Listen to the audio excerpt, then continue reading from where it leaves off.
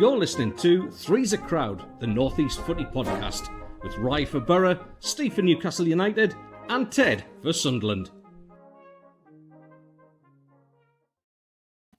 Stevie, we back. Stevie. Steve, and you know what, mate? You know what? We get some peace this week.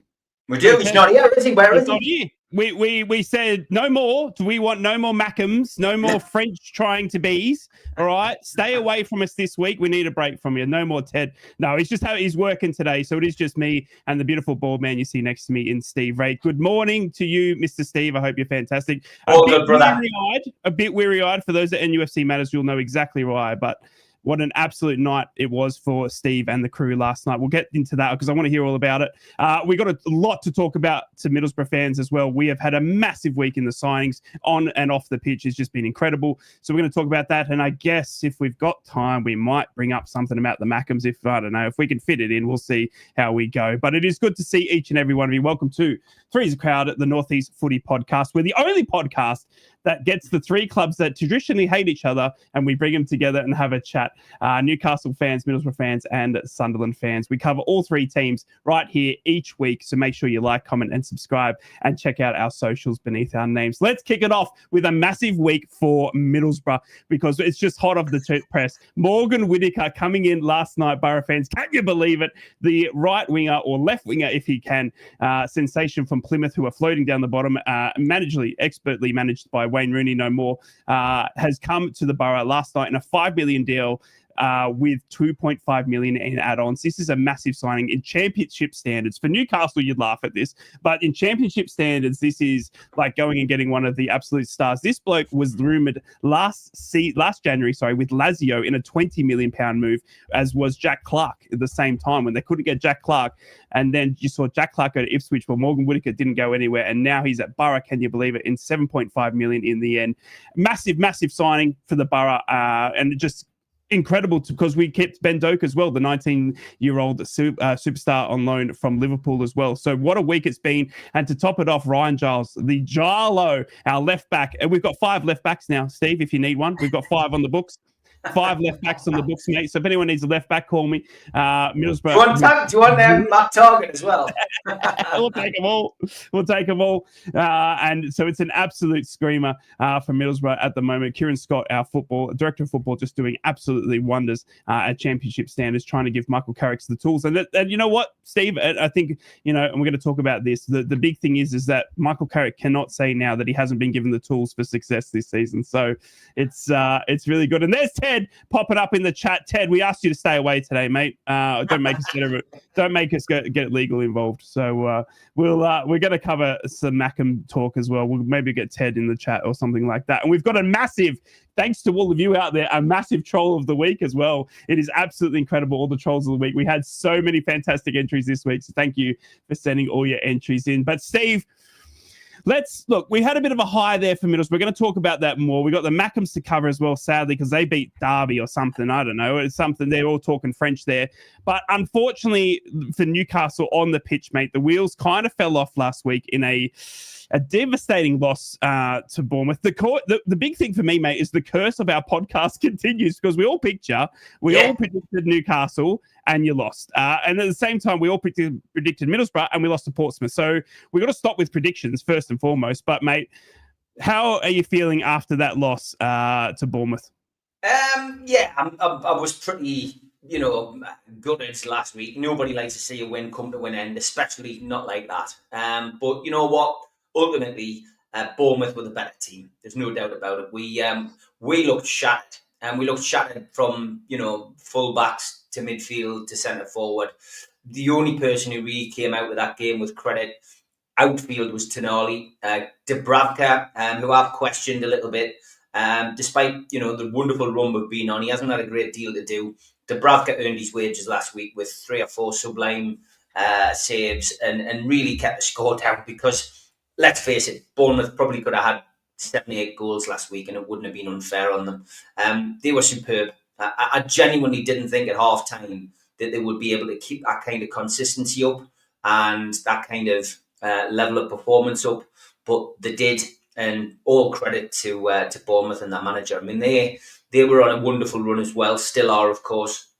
Both clubs, something had to give, and unfortunately it was Newcastle. But it happened in spectacular style. I think most of us came out of the ground, more or less, just saying, thank God that wasn't the Arsenal game, in the semi-final, because, obviously Newcastle go into that 2-0 up in a couple of weeks' time, and, you're just thankful that wasn't that game. But I think that was a wake-up call of sorts, I guess, maybe for the team more than anybody else, because, I certainly don't think complacency's come into that team. I just think that the team really, what Eddie said is, and I like this, and this was prior to the Bournemouth match, was that no matter how Newcastle have performed this season, whether they've won, whether they've lost, whether they've performed well, whether they've performed, under their usual kind of levels, the atmosphere in the changing room has been the same game out, in training, week in, week out. So I think that's a positive, right? I'm not trying to turn a negative performance into a huge positive, but what I'm saying is it's just a wake-up call that, it can happen to anybody in the Premier League. If you let your standards drop, you can end up losing like that. So, yeah, listen, it's gone. We'll put it away. We've got a great game to bounce back today. From our perspective, we've got Southampton away, who at the moment look as if they're on the turn, it has to be said. It looks as if they're certainly managing to defend a little bit better. I've seen lots of people saying it should be 7 or 8. I think, Newcastle to go down there and get a few goals would be the right result. 2 or 3-0, I think would be about right. But let's have a bit more, let's have a bit of common sense when we make predictions, I think, and be respectful to Southampton. They're going to give it a go. That they are almost down, but on the other side, they've scored 15 goals and conceded 50 this season. They're there for the taking. And Ted says, a young Clivert, a decent shout, is back up to Isaac. He's a similar style of player. We're room to mature. You know what, Ted? A lot of people have mentioned that this week, and I'd say no. And simply because he scored 7 Premier League goals prior to last weekend. 6 of them were penalties. He can't get a regular place in that team. I would say no. And I genuinely feel that, Newcastle can do better than that. But I guess that is a question that is going to be asked. But no, I don't think Clivert's the answer to Newcastle's goal scoring problems, because of that. But his hat trick was superb. I think people were saying that he scored more goals than his dad at St James's. I do believe Clivert Senior scored a hat trick for Barcelona at St James's Park. If I'm not wrong about that, then that means get him with the stats. His dad has scored more goals than him at St James's Park. But people, of course, mean as a Newcastle player, but as a Barcelona player, I can't remember what the game was, but I'm pretty sure he scored a hat-trick. Somebody will be able to find us out there. But yeah, I'm not too disappointed, as you can tell, mate. And some of the results went our way, and the teams have got to play each other. Man City played Chelsea this weekend. Newcastle win. Suddenly Newcastle are back where they were the week before last. So, and then we've got a home game against Fulham, and then the big semi-final, mate. So lots to look forward to as a Newcastle fan. It's incredible, actually, and obviously they got the cup run. But like you said, it's interesting to see the nature of the loss to Bournemouth at home as well to St James's Park. You have got the reverse fixture in your very, very capable hands against Arsenal. And maybe it was, like you said, the wake-up call you needed going into that tie. I think it's obviously going to be a completely different sort of atmosphere. And I think the lads will, you don't need any more motivation to get into the final against a team like Arsenal. But you know what, Ryan? It shows you we haven't got a big enough squad. Well, that's it. That's what I was leading into. The transfers, mate. You're quiet. I mean, we keep talking about this. We saw at the end of the summer, you letting 2 good quality players go, trying to get into line with the FFP. We've seen, obviously, the works in the director of football and everything like that. It seems like you've got the money, but not really letting anyone go. The Almiron seems to keep bubbling away, 10 mil sort of thing for Atlanta in the MLS. Is that going to happen? Are we going to see any action? I mean, we've got 6 days left, I apologize, of this transfer window, Steve. Give us your prediction, mate. Are we seeing anyone leave Newcastle? But more importantly, I think for the fans, are we seeing anyone come into the black and white? I think the most frustrating thing for Newcastle fans is the fact that we've been quiet in 3 windows after such a wonderful start under Amanda and Mia Dad and co. We've been so quiet. And I think ultimately, this window was always going to be quiet as well, mainly down to the financial fair play rules, but secondly, down to the fact that January is often a slow month in the Premier League. You don't often get people moving, to and from clubs. Will we see anything at Newcastle? I think Miggy will go. I think it's the slowest. Again, everything's so slow with Newcastle, but it's a slow transfer. I think he will go to Atlanta. I think personal terms have been agreed. Ben Jacobs, who I had on my podcast this week, basically said, it's a done deal. Miggy's agreed. The club's agreed. We're not far away from agreeing that deal. We revealed on the Amigos last night that Mitchell's been in London. That's where business is done. He's been meeting people. Ins and outs essentially are, guaranteed. But what kind of ins and outs are guaranteed? Is Miggy going out, Garen Kowal going out on loan again? Is that going to be it? If Miggy goes, it's another player gone, and Newcastle are, no matter what people think of Miggy, that's another player we can't call on. It's a right-sided player, and you get an injury to Murphy again, not everyone's favourite player, but suddenly you've got, well, who on earth are we going to play on the right-hand side? Dave's right. We're an injury away from disaster. We lose Alexander Isak, who on a TalkSport poll this year was voted the best striker in the world at this moment in time. Is essentially, we are an injury away from disaster, and our whole season could capitulate, with that kind of injury. So it's a game of Russian roulette again by the club. And we did hold them to account on the podcast last night, where we were always quite positive on NUFC matters, but sometimes you have to give a little bit to the club, and they do need to get their finger out. And PSR is an issue, but we need to really sort things out. We need to sort it out. And I don't think there'll be a great deal of action, but I think if Miggy goes, I do think someone will come in. Will it be a big player? Will it be a huge player? I just don't know. But we could see at the end of the window Miggy's still there, and Newcastle, no better off, no worse off.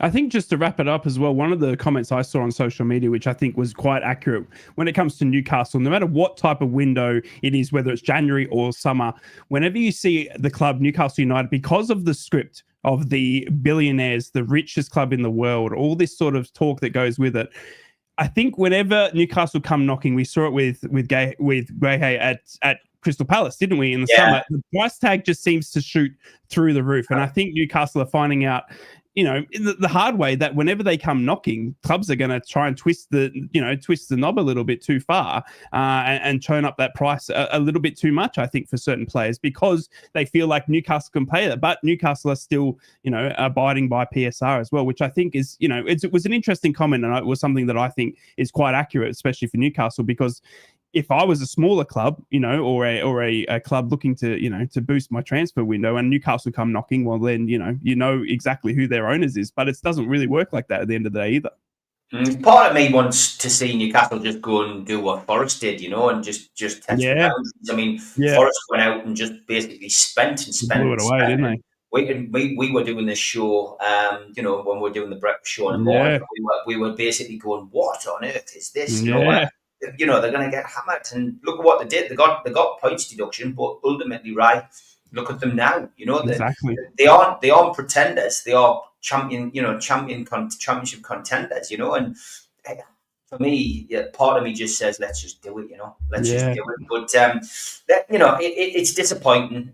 Transfer windows now. The mindset of a Newcastle fan is, well, we're not going to sign anybody, and if we sign somebody, it's a bonus. You know what I mean? But it looks like the summer will be busy, because obviously there's lots of people out with contract. Again, as well, we've got Wilson coming back. Wilson's due to Pope's back today. Is he back in the team? Well, who knows? Because the talk yesterday at the press conference was that Dubravka may be close to a new contract. Now, is he going to sign a new contract and sit on the bench again? Is he going to be, is Pope going straight back in today? I think it would be hard on Dubravka if he does. And then Callum Wilson is back for the Arsenal game. He's back for the semi-final now.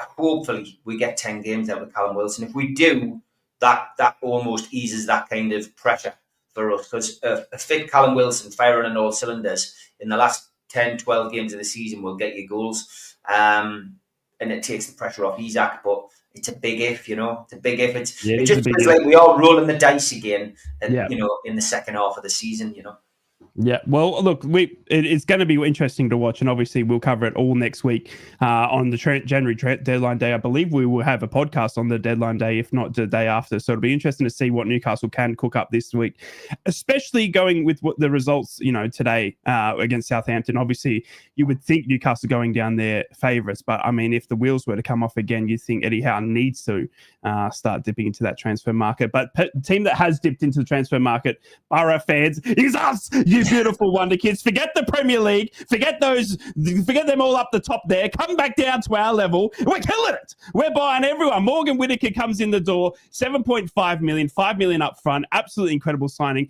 Morgan Whitaker, as I said, straight off the top of the podcast, was rumoured with £20 million bid from Lazio last January. We've now signed him for 7.5.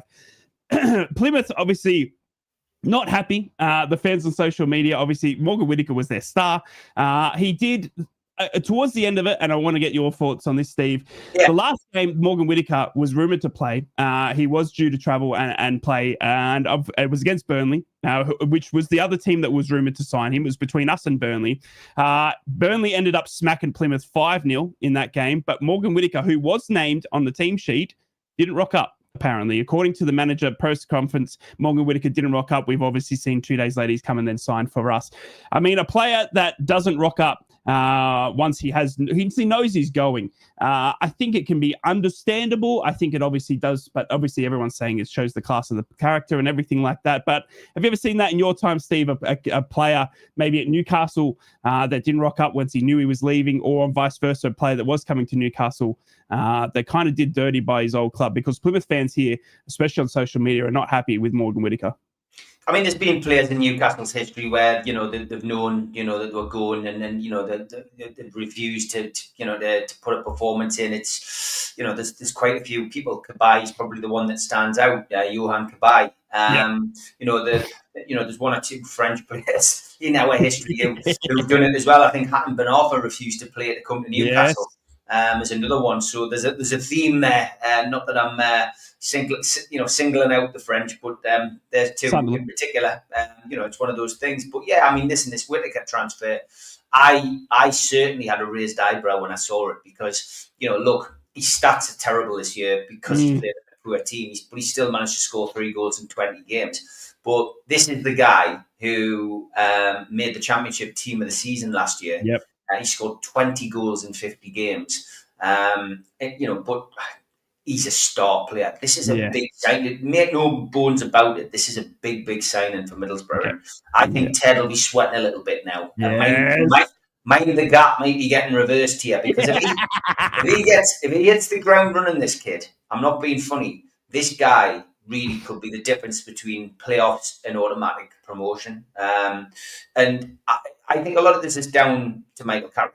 And, because there was a lot of interest in him, but he wanted to go to Middlesbrough and be part of things. So that tells me that Middlesbrough's planning for the future isn't just about getting promoted. They've got a long-term plan. They're clearly looking at this as, when we get back in the Premier League, this is what we want to do. Yeah. There will be investment. There will be people coming in, because this is a young 24-year-old player who's got the world at his feet and countless offers, who has just decided to sign for Middlesbrough Football Club. So I think this is a really positive for Middlesbrough fans. Yeah. I think you should all be smiling about this, because definitely. I think out of the players that you brought in, I thought this really could be a positive for Middlesbrough, 100%. It's a statement signing 100% in the championship. I mean, it's incredible to see a player, like you said, in the team of the season last year, choose us over the likes of Burnley, who were interested. There were some lower league, Premier League teams in terms of Ipswich that were rumoured. Southampton, your opponents today, were rumoured as well, to wanted to get into Morgan. But we managed to, we managed to convince him. And Michael Carrick was the key, like Steve said as well, in the press conference, saying, obviously, he had Finn Azaz, who is well known to Boro fans, who was at Plymouth. He came to Boro Finn Azaz is a good friend of Morgan Whitaker. He helped, but Michael Carrick was the signing, the sealer, as Morgan Whitaker said, as is Ryan Giles, as Ted has just put in to the chat. We'll get to that very soon, Teddy boy, because it's good to see Ryan Giles back at the club. I mean, we needed another left back. We only had 4 on the books, so why not have 5? The left back, Ryan Giles, coming from Hull in midweek. We hadn't seen him for about 2 years. In that stellar season when Michael Carrick came in and took over from Chris Wilder, sorry, I just every time I say that because there's a tickle in my throat. When Michael Carrick came in, we had that wonder season. We had the likes of Ryan Giles, Cameron Archer, Aaron Ramsey, Chuba Akpom. That was the wonder season, and we're all joking this week on social media with the Ryan Giles returning that the band's getting put back together. Well, the key component of that band was Ryan Giles. The way Middlesbrough play, using that left back position more as an attacking role, suits Ryan Giles down to a T. He hasn't seen any success like he saw at Middlesbrough since leaving, going to Luton Town in the Premier League, not really doing too much there, then dropping down back to the Championship with Hull, and again in and out of the team, not really seeing success there. Well, he's back in Boro colours. Could we see him debut today? We're all really excited to see Ryan Giles back again. He's a class act on and off the field. We say that in the dressing room, he's incredible. And like Teddy said, let's get into that question as well. It's incredible to see that the Hull City fans as a whole, we're glad to see the back of Ryan Giles, as Teddy said. Can we question his attitude? Is he a better loan player than he is a permanent signing? Because we've had a similar experience with Fabio Barini. Look, I think it's perfect for Boro there, isn't it? I mean, you hit the nail on the head. We might be getting, the Ryan Giles back that we want that may never come. It's sad. It's, they say, there is a saying, never go back in football, because it's never as good as the first time around. Well, we could have the similar, but we're in a position where we've only loaned Ryan Giles. We haven't committed to a purchase option. Apparently Hull are trying to get as much money back as they could, because they did put up a hefty fee to Luton Town to get Ryan Giles back down to the Championship. So we're in the best position. We got him on loan, like the Mackhams, sadly, when they did with Lafitte. We saw that, didn't we? They committed to 24 million if they get promoted. If not, they can send him back. But we're kind of doing the same thing. We've committed to probably taking Ryan Giles on permanently. And we've been able to save the money to then spend it on Morgan Whitaker and the likes. Obviously, we've still got the rumours of Latte Lath here in the transfer window. 20 million again from Newcastle United from Miguel Almiron's sake. It's the same club bidding for Latte Lath. 22 million now reported by the Atlanta MLS club. Again, someone in the chat said it. The MLS window goes through to April. Can you believe it? So it doesn't even matter when ours shuts, because MLS can still bid on our players. But so there's not a rush from the MLS side, but there is a side from Middlesbrough's point of view. Well, if it goes past January and we don't have the chance to replace him, then we're not selling him, sort of thing. So it's a will he, won't he sort of deadline day sort of thing. Latte Lass still playing his socks off, running his heart out for Middlesbrough, which we love to see. But with the injuries now coming back in Tommy Conway, the signing of Morgan Whitaker, Ryan Giles, there are rumours still of us getting Mark Travers from Bournemouth, the keeper, as a backup. We saw Senny Dieng. Big news throughout the week. He posted on Instagram, Steve, he had his leg in a cast, up in a hospital bed. Nobody knew what was going on, but it turns out Senny Dieng's had to go and get surgery on his knee, and he'll be out for a season pretty much, you would think, with that operation now. So we've got one recognised senior goalkeeper at the moment fit, and then we've got young Connors, who is our under 21, under 18s, I do believe, goalkeeper. So if you're looking at getting rid of goalkeepers, we'll take one. Newcastle United, we'd love to take Dubravka if you don't want him. Nick Pope rumored back there today. So it's going to be interesting to see what Middlesbrough do over the next few days, but massive statement signing. We obviously have Preston today, 5,000 travelling down. Obviously, no Newcastle or Middlesbrough fans are local today. It's an absolute epic journey for Newcastle United, who would have had to have left probably 5 a.m., I'd say, this morning, Stevie, to get down there. But we saw Middlesbrough taking 5,000 down to Preston as well. Who cares what Sunderland do, and they make up the numbers anyway. And we'll just see what Middlesbrough can do at Preston North End. If we need a big 3 points, will Giles play? Will Whitaker play? It's exciting times, and we're making statement signings, and that's what you want to see. Just on Giles, mate, great signing. He's had a disappointing 18 months, really. But he comes back to Boro with, again, I think he could be the person who, is like supplies the bullets, for your other players to fire. He's 12 assists in his last spell at Boro. and again, just somebody who again bolsters the squad. And isn't he the player that I think at the start of the season we were talking about Carrick potentially trying to sign him? Did he try to get him in the summer? Correct. Yep. And failed. Yep. Yeah. So he's been persistent with this. Like I say, it's a game plan, but this is a plan by Carrick, and I think there was a bit of disappointment from Boro fans at the start of the season, not getting players in. You know, it was.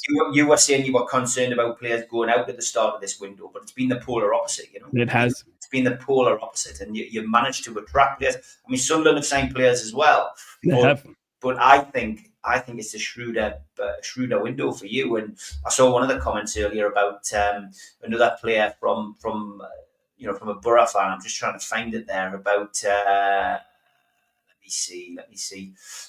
Oh, there we go. If we bring Glenn Kamara in now, the Storm was the perfect window. Is that another one that's possible, right? Yeah, so Glenn Kamara, obviously, he was at Leeds last season. He has been rumoured. Glenn Kamara seems to be the go-to for Middlesbrough. If you're ever starting a Boro transfer rumour Twitter account, the first one you just say is Glenn Kamara because it's normally accurate. We've been rumoured with this kid for years and maybe finally. But look, the likes of Aidan Morris coming back fit, our young American centre holding mid, has been absolute godsend. We've got Hayden Hackney there. I would say Dan Ballas is more of an attacking mid rather than a holding mid. So you get Glenn Kamara in and there's your perfect holding mid. Look, we're bolstering and it's all Carrick.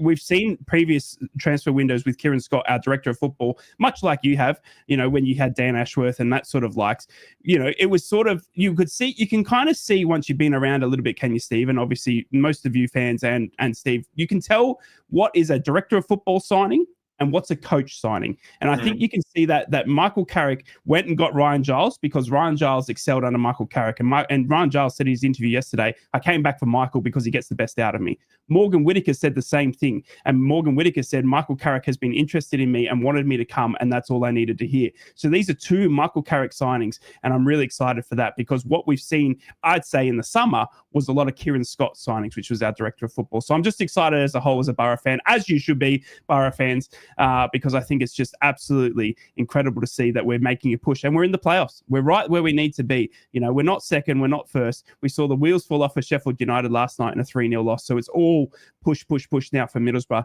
And if we've got the players to do so, then why not? Why not? With Morgan Whitaker, Ryan Giles, it's just, can we be stopped? Can we be stopped? Listen, we've come to the halfway point of the show. Don't you worry, you Mackems. I'm not ignoring you specifically, you little Frenchies. We love talking about your new French model of Mackems. We're going to talk about you, Enzo Lafie. Obviously, that good win over Derby County as well. The transfer rumours coming in. We've got Ted in the chat. Even though the big man himself isn't here in the middle of us today, he will be in the chat. We're going to talk some Mackems as well. Plus, we've got to preview the game against Southampton, the game against Preston. We've got to get that curse off our back. So whatever we're picking today here on the Northeast Pod, make sure you go against us because we got a horrid run against picking teams. But it is time for everyone's favourite. It's Troll of the Week.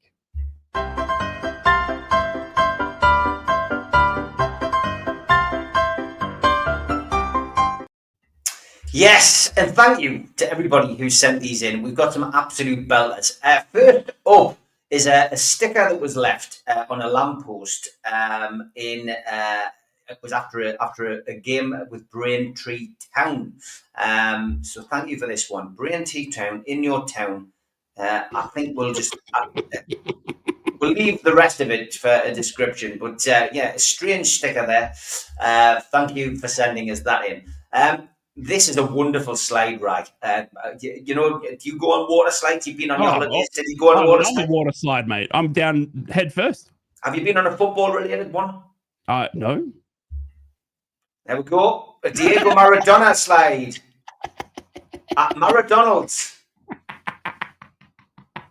I love that, by the way. Maradona. The FA Cup brought up that wonderful fixture, and of course Liverpool against Accrington Stanley. Who are they? Exactly. Milk. I love this. Goffy posted this the other day. Nice touch by Liverpool as they linked up actor Carl Rice, the lad in the iconic TV Milk ad from the 1980s. He met Ian Rush before Saturday's FA Cup game against Accrington Stanley. a fantastic piece of marketing back in the 80s and a memorable line that still lives on. There they are sharing a glass of milk before the game. That was absolutely brilliant. Fantastic, Love that. Fantastic, that. This one's for our Mackham friend who's not here. Today's attendance is not new. This is the attendance saga at Sunderland. Just a reminder that Tom Cowie, who was the Sunderland chairman, said, "I wish we had Newcastle's fans once." never get too old. Thank you for sending that in. Ted's not here to defend himself either. Yes, Andrea Nana trying to withdraw cash. He realised he hadn't saved anything. That was brilliant. And watching good. Arsenal is like watching Netflix. You always have to wait for the next season to produce Evra on his old club Arsenal. Dad Gadusi said, excited to see what this administration will do over the next 4 years, talking about Donald Trump. Dan Laws said he hopefully gets rid of PSR. Come on, Trump. I love this one as well. This was a review on a Pavel Srnicek goalkeeper top. I absolutely love this top. It's excellent quality, including the print on the back. It's that stunning that when I tried to post a photo of it on Facebook to share with friends, it was refused and flagged up as pornography.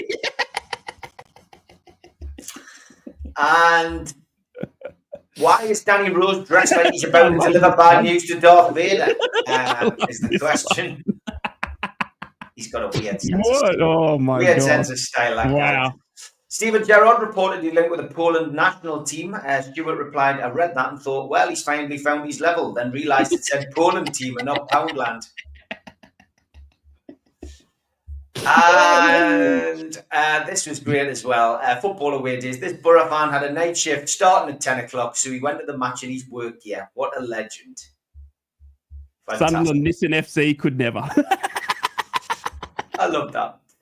Darren Goulding, this is quality. Peter Crouch, I've never laughed so much first thing in the morning driving to a course than I have these last couple of days listening to your podcast. Some of the stories are just brilliant.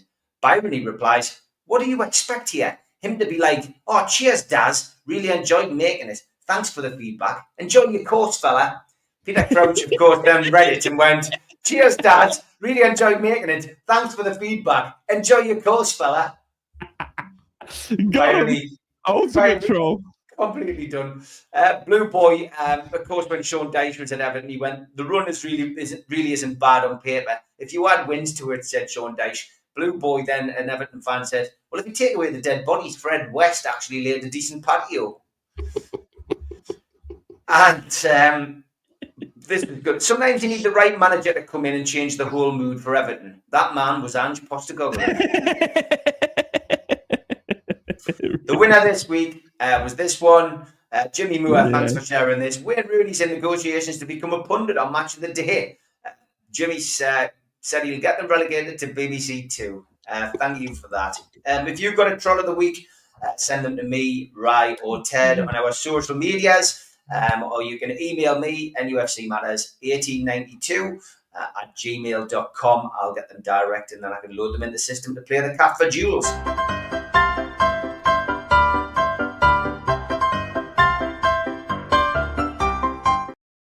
Absolutely fantastic. We love those. So make sure you get in touch. Welcome back to Northeast Football Podcast, the podcast where we cover Newcastle, Sunderland, and sometimes some Mackham comes in and annoys us. But he's away today. But we are going to talk Sunderland next. We have got to cover the third best Northeast team, should we say, because we can say it because he's not here today. And we'll talk Sunderland after a big win at Derby, and obviously they're playing this weekend. Newcastle away to Southampton and Middlesbrough away to Preston. We're going to get your your predictions coming in, and we've also got some transfer news as well for Sunderland and Middlesbrough. But will there be any for Newcastle? Make sure you let us know if you're in the live or down the comments below. Let's talk Sunderland. I know we have to, Steve. I don't want to, but we have to. We're going to talk about the French Revolution down at Sunderland. Enzo Lafay obviously coming in, but Sunderland getting a very, very solid win last week, mate, against Derby County, 1-0.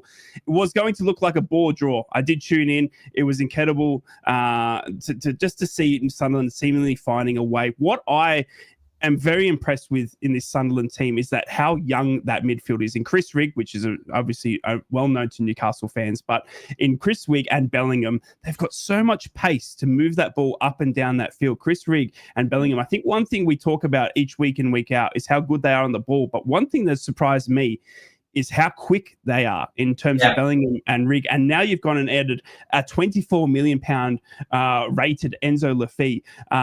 It's just incredible. And then you got Mayenda, Mundell to come back. I mean, Isidore as well. Sunderland seemingly in the right track. We have seen Regis Lebris talking in this week in the media about trying to get a striker. Obviously, they saw Aaron Connolly move to Millwall. Regis was saying that they're looking at someone that's more versatile rather than an out-and-out number 9. The way he likes to play, he likes to have a false 9, if you will, and someone that can back up Isidore. But let's be honest, the way Isidore is playing, and Ted, you can get in the comments with us as well here, Legend, and help us out. I think it's someone that's going to have to back up to Isidore. It's not someone that's going to go and put him out, out on the bench for sort of thing. So look, Sunderland seemingly find a way. They've got a big game tonight, or today, I should say, against Plymouth Argyle. Plymouth Argyle, absolutely shocking. Big trip for Plymouth Argyle fans. Newcastle fans going opposite. They'll probably high-five each other or give each other the finger as the buses crosses. Across England, as Sunderland traveling, getting all the Plymouth fans traveling up and Newcastle fans traveling down. A big trip, Plymouth fans setting off 4 a.m. But Plymouth, obviously, we saw that big loss to Burnley midweek, and it's going to be probably, you would think, an easy win for Sunderland today against Plymouth, who's seemingly falling. We've seen Plymouth go and get a new manager, Wayne Rooney, out the door. They've lost Morgan Whitaker to some amazing club that's got Champions League football in the Championship. It's incredible to see if Plymouth will be able to stay up. They managed to do it last season, but Sunderland's a big test for them, and I think Sunderland are going to easily win this one today, Stevie. But look, no signings at the moment. Looking for a striker to come through the door are the Mackems. But what have you made of the French Revolution, as I'm calling it now, Steve, down at Sunderland? Good win at Derby, mate, last week, 1-0, keeping them there or thereabouts. We saw Sheffield United lose last night as well. Ted in our group saying the wheels have fallen off. Obviously, Sunderland looking to do that because they're still in a realistic chance here of securing maybe first or second. Yeah, I mean, look, again, this transfer window has to be good for both Sunderland and Middlesbrough to keep the momentum going. They've both got themselves into a position where they could either get automatic promotion, depending on what happens with the likes of Sheffield United and Leeds United, and they've also got an opportunity of going into the playoffs. I mean, dare I predict it now? A Sunderland-Middlesbrough playoff final at Wembley. Oh, imagine. Wouldn't that be great? Your nerves would be shot, I'm sure, lads. And I'm sure you'd be flying over, right, for that. 100%. You've got to, yeah. But, I mean, look, Ted's put in there. Rutten definitely on his way out. Dan Neal linked with Everton and West Ham, but probably won't go. The Akpom thing keeps coming up, but more likely we get Rills from Leicester. Lafay is as good as Sessegnon.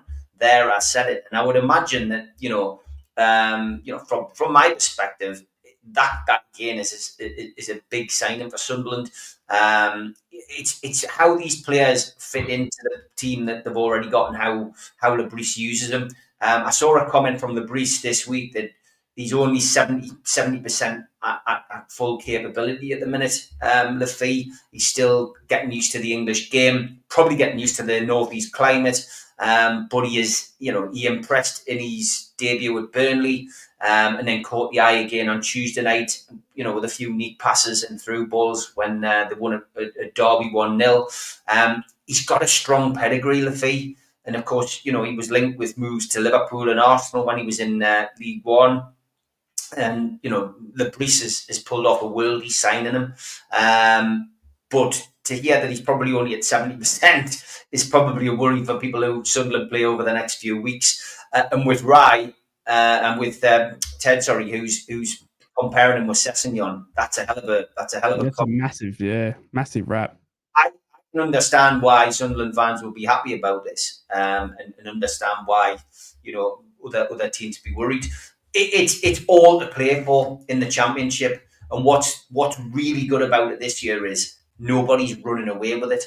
Nobody's got a solid lead in the division, and I think that's what makes it all the more exciting. Leeds currently sitting top on 59 points, Sheffield United on 58, Burnley on 56, Sunderland on 54. Boro, got some ground to make up. It's 10 points, but you've got to play Sunderland. You've got to now look at the games against the teams above you and say, that's a cup final. That's what we need to win.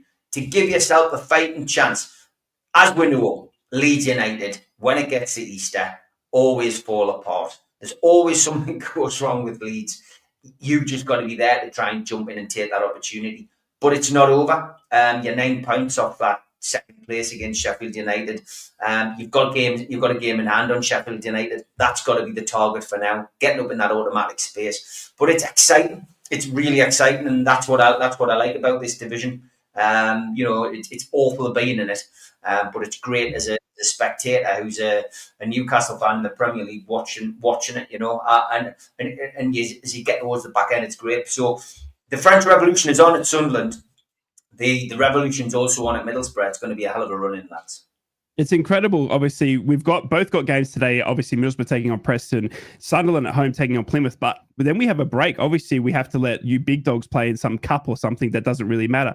And then we're coming back to meet each other on the 4th of Feb after the January deadline day. It's going to be a massive week for Middlesbrough and Sunderland, you would think, in that deadline day. So what type of team is going to line up on the 4th of Feb? We have no idea. But it's incredible to see that the first game out of that January transfer window, when the teams are set, we have to then push the first game against the Mackems at home for Middlesbrough. It's going to be an incredible watch, that game, and I cannot wait for that one, especially with the signings Middlesbrough making, especially for the way the Mackems have been playing. That's where we need to test ourselves. And like you said, dare we say it, could it be a playoff final between Middlesbrough and Sunderland? Oh, we beg. Maybe they'll even do the bar up for us again, Stevie, like you've experienced, mate. We'll have to wait and see. We'll have to wait and see, mate. But let's get on to it. We've got obviously the big games. We've got to talk the predictions, and we've also got to talk some last-minute signings here as well. Rumours coming in for Middlesbrough, and also we'll tie in the results, the predictions for Newcastle coming in as well for Middlesbrough. Sunderland taking on Plymouth Argyle. It's an easier test on paper, this one, Steve, but again in the Championship, as we saw last night with Hull getting a good victory over Sheffield Wednesday, mate, anything can happen in the Championship. Anything can happen in the Premier League. Plymouth Argyle floating down the bottom. They've just sold their best player for a record fee. It's Morgan Whitaker to the Boro, and now they have to travel 900 miles up the coast, up in the middle of England to travel to the Stadium of Light, where they'll say they've got 50,000, but it's more like 15. And the Plymouth Argyle, I mean, it's not going to be an easy game as people would think, I think, for me, because Plymouth have got everything to play for, and Sunderland are kind of coasting. Yeah, I mean, the one good thing Plymouth have got is no Wayne Rooney now. No, exactly. It's a different game altogether, this, but it's such a tough ask for Plymouth to get off the bottom of that table now. It is mission impossible. I just can't see anything other than a home win today for Sunderland, and especially with the players that they've now got in this team, and the way that they've been playing in recent weeks. I think it's too easy. I think if Rooney was still there, bizarrely, I think this probably could have been slightly different. Because you just have sometimes complacency comes in. Sometimes you think, just got to turn up to win this one. But yeah, I just think Sunderland will be too strong for Plymouth today. I think it's a great game for the Mackems to have, and I am going to back them today. I think it'll be comprehensive. I think they've been very good at shutting up shop and shutting out other teams. He's got them playing well. They were the draw specialists early in the season.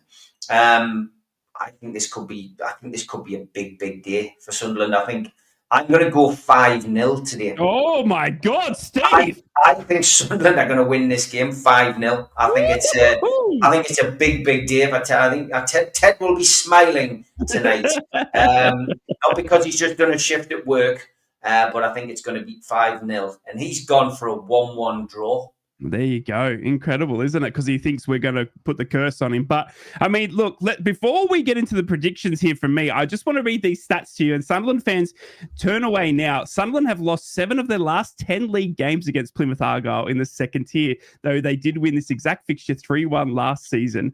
And after winning the reverse fixture 3-2 into September, Plymouth Argyle will be looking to complete the first league double over Sunderland since the 91-92 season. So those stats actually don't read too well for for Sunderland fans. Plymouth seemingly have the wood. Look, I'm going to have to go for a 1-1 draw here today. I think I like Ted's prediction there. I think Plymouth are coming. The long journey doesn't help, but Plymouth are starting to come off a massive defeat to Burnley. 5-0. Burnley, we know, defending well, but Plymouth are going to have to turn that round. We saw a new manager come in. They've lost Morgan Whitaker. Their fans travelling 900 miles or so to get up there as well, leaving at 4 a.m. this morning. They seemingly play well up in the northeast to Plymouth as well. We've seen them do the same at Middlesbrough. So I'm going to go a 1-1 here. But Sunderland fans, it could be one that, like Steve said, it could be one that you blow them absolutely out of the water, or could it be a tricky test? Let us know down in the comments. As we said, Ted and I both going for 1 apiece, and Steve going for 5-0. I love that, Steve. That's an incredible bet. It's not very often I do that, but I've never heard you do that. I've got a really funny feeling that it's got Sunderland are going to go absolutely crazy in front of the fans. Incredible. I just genuinely see a huge win for Sunderland today, and I think it'll set the market down. So it'll be interesting to see what it turns out like. But yeah, 5-0 I'm going for it. 5-0. Can you believe it? Right. On to Newcastle, travelling all the way down to and Ted there. If we win 5-0, I'll get a Three's a crowd tattoo. Right. Hold into that. Somebody screenshot that. We're going to hold into that. On to Newcastle, travelling all the way down to Southampton. Southampton have won just one of their last 13 Premier League games against Newcastle. Can you believe it? Losing each of the last 4 in a row. Having won just one of their first 18 Premier League away games against Southampton, Newcastle have now won 3 of their last 4 visits to St. Mary's, and Newcastle have lost just one of their last 23 Premier League games against promoted sides, going down 1-0 at Luton Town in December of 2023. So look, it is interesting reading. Newcastle having a small blip last week, but we would think too strong for Southampton today. I'm going to go for 3-0 for Newcastle United today. Stevie, your lads travelling down to Southampton, mate. What are you making? Yeah, I've gone 3-0 on my podcast this week. It's a conservative prediction because, like I said earlier on, Newcastle, haven't got to where they are in the table by being a poor team. One defeat doesn't mean that you're the worst team in the Premier League and things are going to change. We've had a week off. We've had a week to recover. Other teams have Europe. We don't, and I think that's made a big difference. But I think that kind of atmosphere in the dressing room, the changing room that Newcastle have, that Eddie Howe talked about 2 weeks ago, which doesn't alter whether the win, lose or draw, is played probably a key part this week. I think the return of Nick Pope will have bolstered the squad. I think the fact that Callum Wilson's training again on grass will give the club a bit more impetus. I think that Miguel Miron has still been training with the squad and been part of it, and will probably have travelled. The only concern with Newcastle really was how they got there. There hasn't been any confirmation as to whether they had to fly down this morning, whether they flew down yesterday. They certainly wouldn't have got a bus, I wouldn't have thought. But the storm finished quite quite early last night. It wasn't as bad. There was lots of problems, lots of situations. But I would imagine Newcastle managed to find their way down there yesterday. I look at Southampton at the moment. Look at their record. They suddenly become world beaters. Rumour has it. Flew last night. Cheers, Giles. Rumour has it that Ryan Fraser could be in the squad today. He's never been picked for a game. Never, since the new man went in. I'm not worried about Ryan Fraser. I've got to be honest. But the top scorer is Adam Armstrong, the former Newcastle player, with 2 goals. But they've conceded 50. Right? They've scored 15. Even if we concede a goal, it tells you Newcastle are going to find a way past their rear guard today. And even if they sat all week and watched Bournemouth last week and decided that they were going to high press us out of the game and try and do what Bournemouth did last week, they don't have the players capable of doing it. There's not for me. It's a Newcastle win, and it will be a comprehensive one. I think it'll be a 3-0 win. And from my perspective, I think Newcastle will get themselves back on track. So just got to hope the other results go our way over the weekend, because there is some big games in the Premier League this week. Man City, of course, play Chelsea tonight. Yep. Arsenal. Wolves have started to pick up a little bit. Wolves, Arsenal have shown a bit of frailty. They've got injury problems. Exactly. Liverpool, Ipswich, you have to say that's probably going to be a Liverpool win. Yep. Brighton and Everton is interesting. That's crazy, yeah.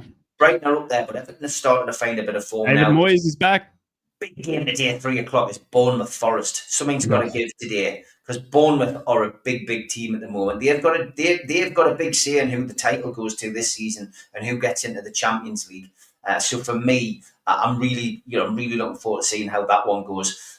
Tomorrow, Palace Brentford doesn't really play a part in it. Spurs play Leicester. You would expect Spurs to win that.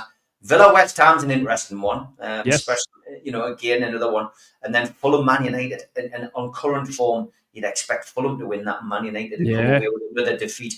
It's interesting. It's an interesting stuff, and of course, Monday Night Football usually would be a Premier League game, but there's a top of the table clash on Monday night for the Championship. Burnley Leeds Monday night. It's incredible, isn't it? Obviously, the Premier League keeps throwing it up, juicy fixtures, and obviously we're in that real nutty period now, aren't we? Where January transfer window, deadline day will pass as well, and then it's all systems go. Can Newcastle hold on to that top four? Maybe get Champions League football back. Eddie Howe pushing for that as well, and I think it's going to be an easy win. And Teddy Boy going for a 3-0 win for Newcastle today. So it's three of us going for 3-0 wins today. Steve, will the curse continue? We all predicted Newcastle against Bournemouth, but as for those that don't know, whenever all three of us predict the team, it's like 100% rate that they lose. So we're not too confident with our predictions here. But look, I think it's going to be an easy win for Newcastle. The way Southampton are playing is just not. And it's incredible to see 50 goals. I mean, Aaron Ramsdale went there from Arsenal and has just had an absolute mare. I know he was out injured for a little bit there as well, but incredible what Southampton are doing. And it's just increasingly showing for me the gap between the Championship and the Premier League. We see these teams coming up. Potentially Ipswich maybe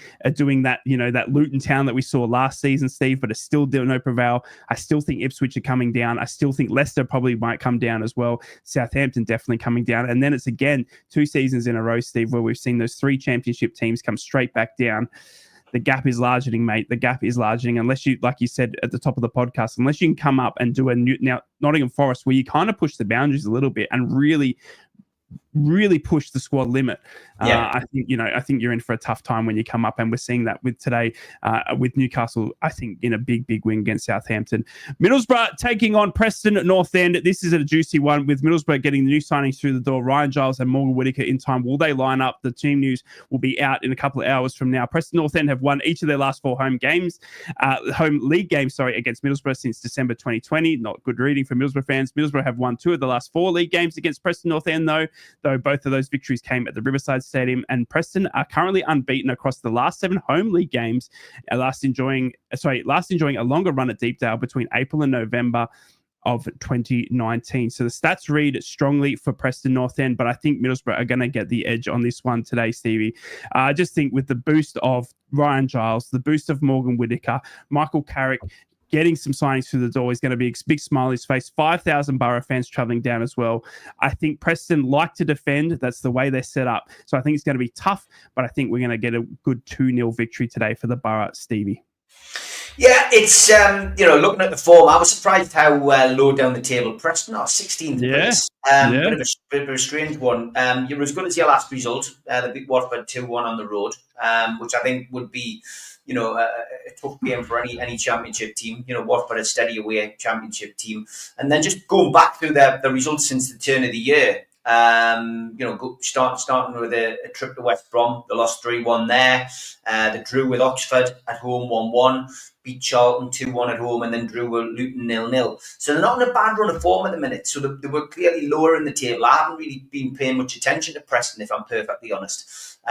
So this is a potential banana skin, but I've big Borough's new signings up, and I think this is a win for Boro. I think it'll be tight. I don't think this is going to be a Sunderland-esque 5-0 win.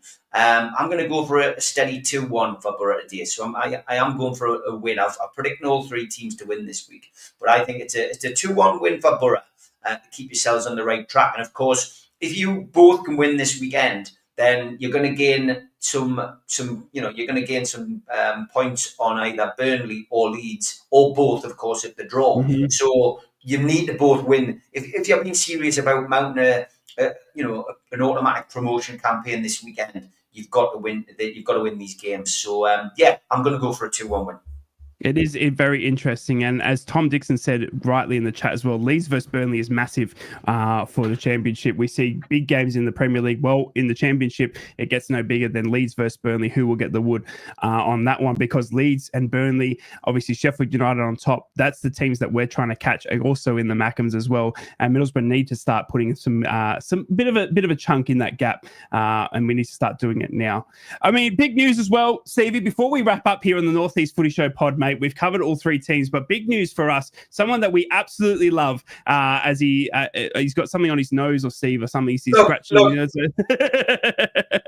18 score at the moment. Boro 0, Newcastle 1. Yeah, the rumours are that they played Isaac in that game. The cheats, I tell you.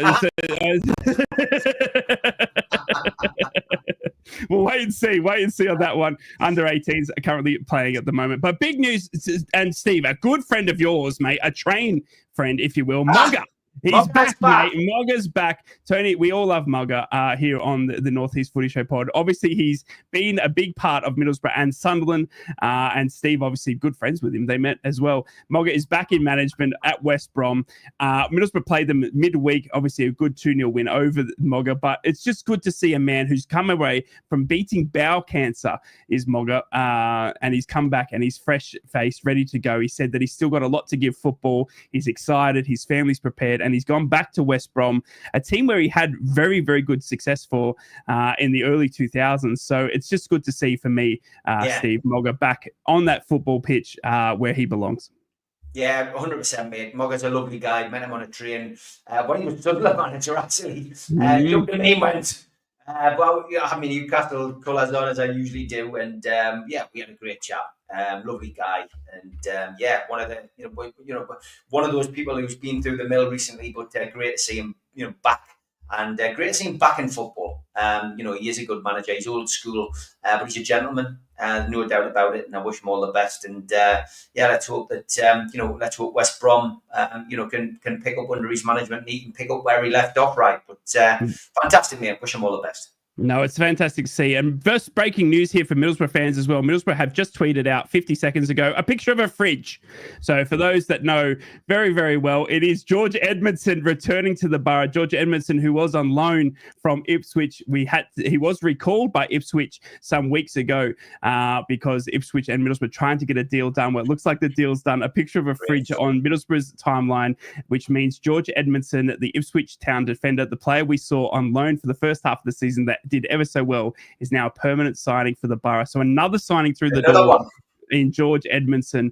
Can you believe it? Middlesbrough are starting to cook. That completes the Northeast Footy Show podcast. Three's a crowd. Can you believe it? We're done for another week. When we come back next week, it's going to be the end of January. We're going to be looking at the Newcastle Cup game. We've got then a big game in Middlesbrough versus Sunderland. So please make sure you comment, like, and subscribe. Check out all the socials. Let us know what you'd like to see on Three's a Crowd. Send in those trolls of the week because we absolutely love those. And good luck if you are traveling out to the game or you're already on the way, you're listening to the pod. Have a safe journey to those Newcastle fans and obviously to the Middlesbrough fans going down to Preston. For those Mackems at home, good luck today against Plymouth Argyle. Steve, good work for you, mate, as always. And what a turnout it was last night as well for you, mate. An absolute incredible turnout. Yeah, thanks to everybody who came to the entertainment. 1,200 there last night. Great night. Incredible. The lads loved it. Thank you to the lads who made such a great effort to get there. We only lost one legend last night, Keith Gillespie. Couldn't travel from Belfast. Liam O'Brien, wow, it was like trains, planes and automobiles, but he got there in the end. But a wonderful crowd. People loved it. And thank you to everybody for coming there. Quick question from Chris. Will he be streaming the match, right? Yes, I'm back, baby. We're back. We're out of the caravan. We're back in the hot seat. We are live for the Middlesbrough watch-alongs right here from down in Australia. So we'll be back. There's no more time off. I'll be back tonight as well, NUFC Matters fans. 6 o'clock, me and former Newcastle and Hartlepool striker Joe Allen will be looking back at the result against Southampton because I'm not at the game today. But safe travels to me, friends. Darren and Pablo has gone down as well, and Denise, they're all in the same car today. So good luck to them. Hope you enjoy the game. And we will see you all next week. Look forward to it. Take care, right? Take care, Steve. Take care, everyone. Thanks for tuning in. Three's a Crowd podcast will return. That's not a threat, it's a promise.